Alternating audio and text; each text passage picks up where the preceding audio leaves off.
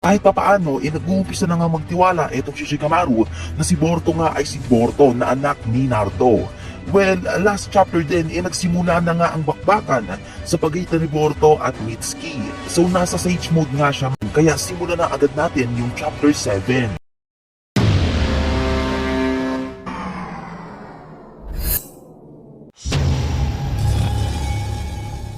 Sa first panel, pinakita sa atin yung nasa isipan ni Mitsuki during battle niya dito kay Boruto. Sinasabi niya na siya yung moon na nagbibigay liwanag sa kadiliman.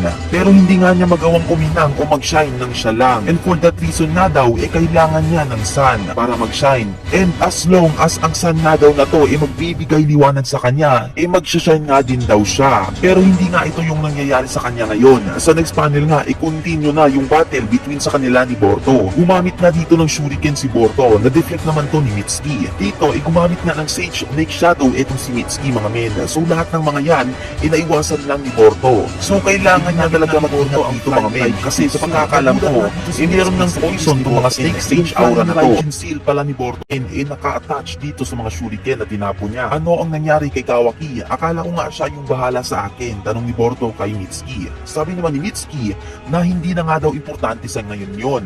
Ako ang kalaban mo, Boruto. Dito sinabi nga ni Shikamaru na pinoison nga daw ni Mitsuki si Kawaki at yan din daw ang balak ni Mitsuki na gawin kay Boruto.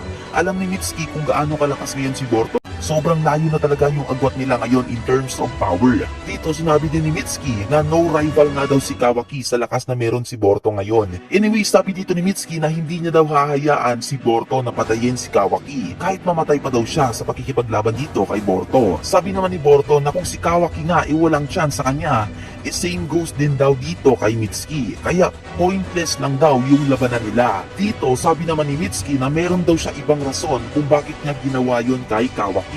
Yun ay para daw ma-unleash niya lahat ng lakas niya. Gumamit nga dito ng snake clones etong si Mitsuki. At ang mga clones niya na to gumagamit din ng Sage Lake Shadow Strike. At mapapansin natin yung mastery ni Mitsuki ng Sage Mode.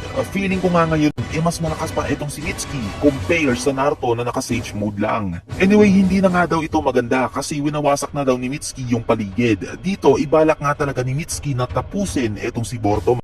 Wala na nga siyang paki sa mga pinanggagawa niya. Sinabi niya na si Boruto nga daw yung problema. Mas mabuti na mamatay na nga lang daw siya. Sagot naman ni Boruto na malamang tama nga daw itong si Mitsuki na siya nga yung dapat nasisiyan sa mga nangyayari. Pero unfortunately nga daw marami pa siyang gagawin. Kaya hindi niya afford na mamatay ngayon. Ililigtas niya pa si Sasuke at yung mga magulang niya at ang buong mundo. Kaya hindi pwedeng ma-dead on the spot siya dito sa laban nila ni Mitsuki. Umatake na nga etong si Boruto. Ginamit na dito ang lightning coated blade niya para tapusin ang clones ni Mitsuki. At dito isabay silang gumamit ng hand seals.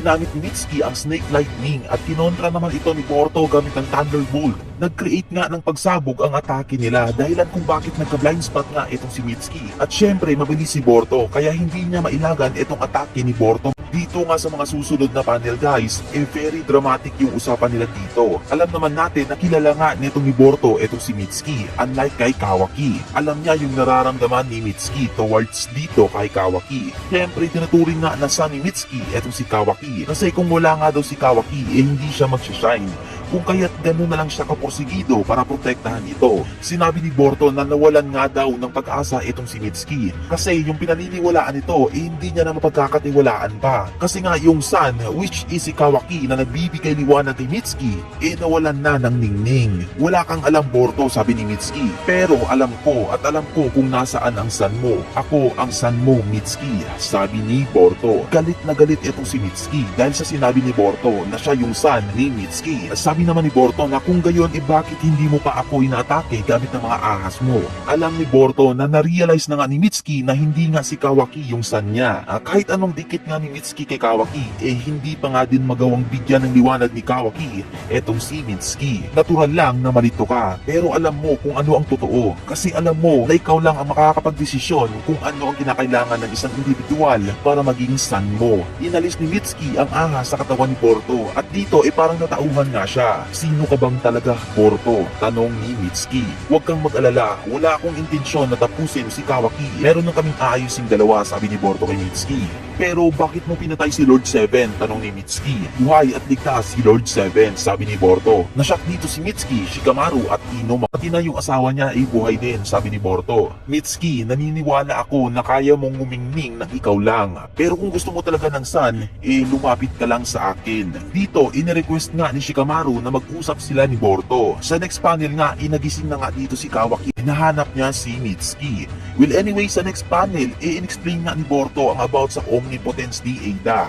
Sinabi dito ni Borto na kahit i-explain pa nga daw niya yung Omnipotence, malilimutan nga lang daw ulit ito ni Shikamaru. In fact, ilang ulit na nga din daw to sinabi niya na Sarada at Sumire kay Shikamaru. Dito, nagulat nga si Shikamaru kasi imposible na malimutan niya. Pero somehow, may idea na nga siya sa sinasabi ni Borto. Yung concept nga daw ng Omnipotence, aalisin yung pagdududa ng mga tao na affected nga ng abilidad na to. So, useless pa din kahit ilang beses pa i-explain to ni Borto. Kaya nga dapat, paniwalaan na nga lang daw ni Shikamaru na nag-switch nga ng katayuan etong si Borto at Kawaki kahit wala pa ngang proof. Pero dito, bumilib nga si Borto kay Shikamaru kasi na-figure out nga daw nito ang situation. So paano ba natin to marireverse? Tanong ni Shikamaru kay Borto. Wala tayong magagawa para i-reverse to, sabi ni Borto. Kasi kahit na i-reverse pa daw to, hindi pa din mariresolba yung problema between Kawaki at Borto. Sinil nga ni Kawaki si Naruto para protektahan ito, so wala pa din saysay kahit ma-reverse ang situation. Unless, masatisfied nga si Kawaki, like mapatay niya si Borto at maubos yung Otsutsuki.